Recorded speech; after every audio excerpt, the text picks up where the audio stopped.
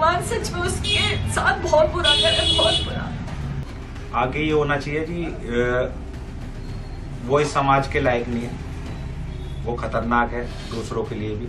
और मैं दूसरे बच्चों को ये सबक देना चाहता हूँ कि इस तरह का कदम नहीं उठाना चाहिए, उसे सजाए मौत होनी चाहिए और हो सके तो लाइव होनी चाहिए। नमस्कार, आप देख रहे हैं न्यूज़ 31 और मैं हूं आपके साथ किरण।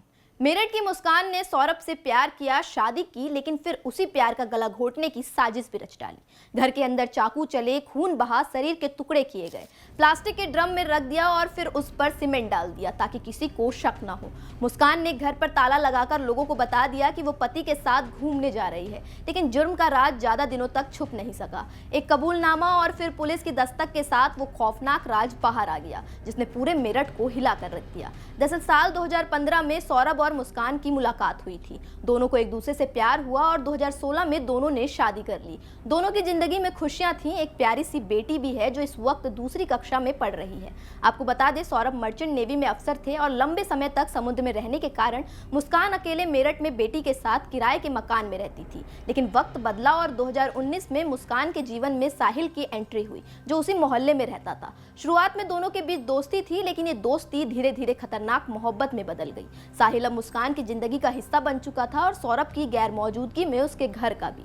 बता दें, 25 फरवरी को मुस्कान का बर्थडे था और सौरभ लंदन से मेरठ लौटा था। लेकिन 4 मार्च की रात जैसे ही सौरभ घर में सोने गया, मुस्कान ने इशारा किया और साहिल ने चाकू से उसके ऊपर हमला कर दिया। सौरभ पूरी ताकत से लड़ने की कोशिश कर रहा था, लेकिन मोहब्बत में अंधी हो चुकी मुस्कान ने उसे बचाने की कोशिश तक नहीं की और कुछ ही मिनटों में सौरभ की मौत हो गई। मुस्कान और साहिल ने इस हत्या को छुपाने की पूरी कोशिश की। उन्होंने मोहल्ले में यह अफवाह फैला दी कि वो और सौरभ हिमाचल घूमने जा रहे हैं। दोनों ने मिलकर एक प्लास्टिक का ड्रम खरीदा। उन्होंने सौरभ के शव के 15 टुकड़े किए और ड्रम में भर दिए। फिर इसमें सीमेंट डालकर उसे ठोस कब्र में बदल दिया ताकि किसी को शक ना हो। जिसके बाद दोनों मनाली घूमने चले गए। लेकिन इन दोनों की खुशी ज्यादा दिन तक टिक नहीं पाई। जब मुस्कान मनाली से वापस आई, तब उसने सौरभ की हत्या की जानकारी अपनी मां को दी। उसे लगा कि उसकी मां उसका साथ देगी, लेकिन मां ने यह सूचना पुलिस को दे दी। फिलहाल पुलिस ने आरोपी पत्नी और उसके प्रेमी को गिरफ्तार कर लिया है। साथ ही पति की लाश के टुकड़े बरामद कर लिए हैं और टुकड़ों को पोस्टमार्टम के लिए भेज दिया गया है। जी, मेरी बेटी ने मेरे दामाद को अपने एक दोस्त के साथ मिलके अपने ही रूम में मर्डर कर दिया उसको। जी, तो आपको क्या लगता है क्या होना चाहिए आगे? आगे ये होना चाहिए कि वो इस समाज के लायक नहीं है, वो खतरनाक है दूसरों के लिए भी।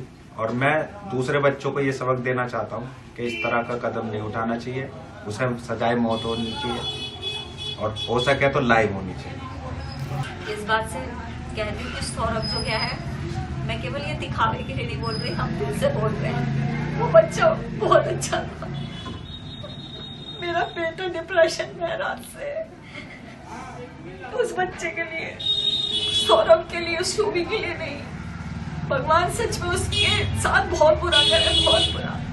मुझे पता है उसने बहुत गलत काम करे और भगवान उसके साथ भी उससे दुगना गलत करे। और जस्टिस चाहती हूँ उसे फांसी मिले।